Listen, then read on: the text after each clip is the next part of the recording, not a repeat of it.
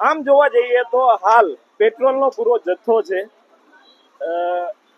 વડાપ્રધાન નરેન્દ્રભાઈ મોદીએ પણ એવું કહેલું છે કે પેટ્રોલ અને ડીઝલની લાઈનો ન લગાડવી, પૂરતો જથ્થો ગુજરાતમાં છે જ.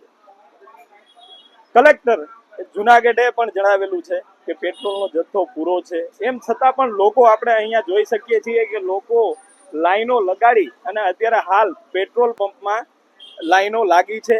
અને સોશિયલ મીડિયા દ્વારા જે અફવાઓ ફેલાવવામાં આવે છે એને લઈ અને લોકો અત્યારે પેટ્રોલની ટાંકી ફૂલ હોય કે પેટ્રોલ વધારે પુરાવાનો આગ્રહ રાખી રહ્યા છે.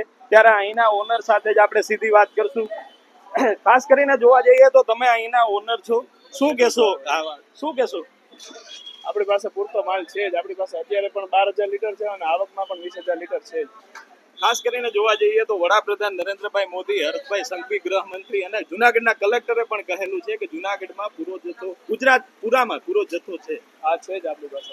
અને ખાસ કરીને જોવા જઈએ તો કાયમી માટેનો આપણો પૂરો જથ્થો મળી છે જ આપણી પાસે, મળી જ રહે છે. આ તો ખોટી અફવાના લીધે આટલું ટ્રાફિક થાય છે. અને આમ જોવા જઈએ તો લોકોને તમે શું અપીલ કરશો? કે ખોટી અફરાતફરી કરવી નહીં અને માલ આપણે મળે છે તો રોજે રોજનું લઈ લેવું. કાયમીનો કેટલો જથ્થો આવે છે આપણી પાસે? એકાત્રે 20,000 લીટર આવે જ છે. એની જગ્યાએ અત્યારે આપણે ડેઈલી આવવા માંડ્યું છે. અને લોકોને કઈ ગભરાવાની જરૂર નહીં, ગભરાવાની કઈ જરૂર જ નથી આપણે. આમ જોવા જઈએ તો લોકો અત્યારે હાલ લાઈન લગાડીને જે બેઠા છે તેને લઈ અને આપણે એ ચિત્રમાં પણ જોઈ શકશું કે હાલ કોઈ પણ જગ્યાએ લાઈન લગાડવાની જરૂર નથી.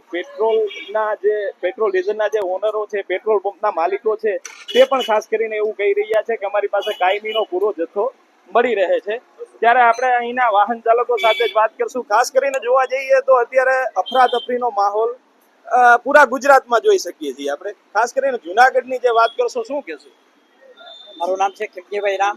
આપણા વડાપ્રધાનશ્રીએ પણ કીધું છે કે ભાઈ પૂરતા પ્રમાણમાં પેટ્રોલ ડીઝલનો સ્ટોક છે.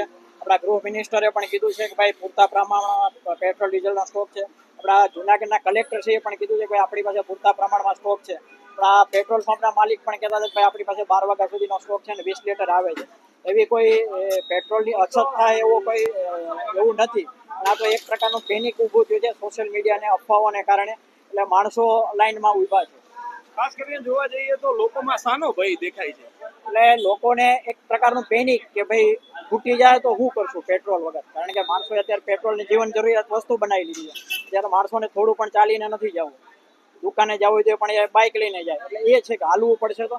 પણ શક્ય હોય તો એવી સ્થિતિ કદાચ થાય તો આપણે બાઇકનો ઉપયોગ ઓછો કરીએ, સાયકલ કે ચાલીને જવા જોઈએ તો એ રીતનો ઉપયોગ કરીએ. બાકી ખોટો પેનિક એવી કોઈ ઊભી કરવાની મને નથી લાગતું. જે રીતે સરકાર આશ્વાસન આપે એ રીતે ભાઈ પરિસ્થિતિ ગંભીર થવાની છે. લોકોને શું અપીલ કરશો?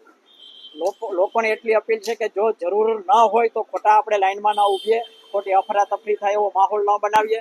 અને જરૂર છે કે ભાઈ મારે હજુ 2-3 દિવસ પેટ્રોલ ચાલે એમ છે તો ત્યાં સુધી આપણે જરૂર ન હોય તો પેટ્રોલ ન ભરાવીએ. અત્યારે આ ભાઈએ પણ કીધું કે ભાઈ મારે ટેન્કર બીજું આવે જ છે અને હર રોજ પેટ્રોલ મળતું રહેશે. આમ જોવા જઈએ તો લોકોને ગભરાવાની જરા પણ જરૂર નથી. જ્યારે સરકારે પણ એ વાત કરી છે કે અમે પેટ્રોલનો જથ્થો, અમારી પાસે જથ્થો પૂરેપૂરો છે.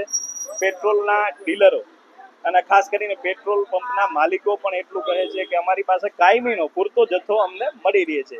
તો પણ લોકોને ખાસ કરીને જોવા જઈએ તો શેનો ડર છે તે ખ્યાલ નથી આવતો. અને સોશિયલ મીડિયામાં જે મેસેજો વાયરલ થાય છે તેને લઈ અને લોકોમાં ગભરાવટ જોવા મળી રહી છે. નિર્ભય ન્યૂઝ, યજ્ઞેશ ભટ્ટ, જુનાગઢ.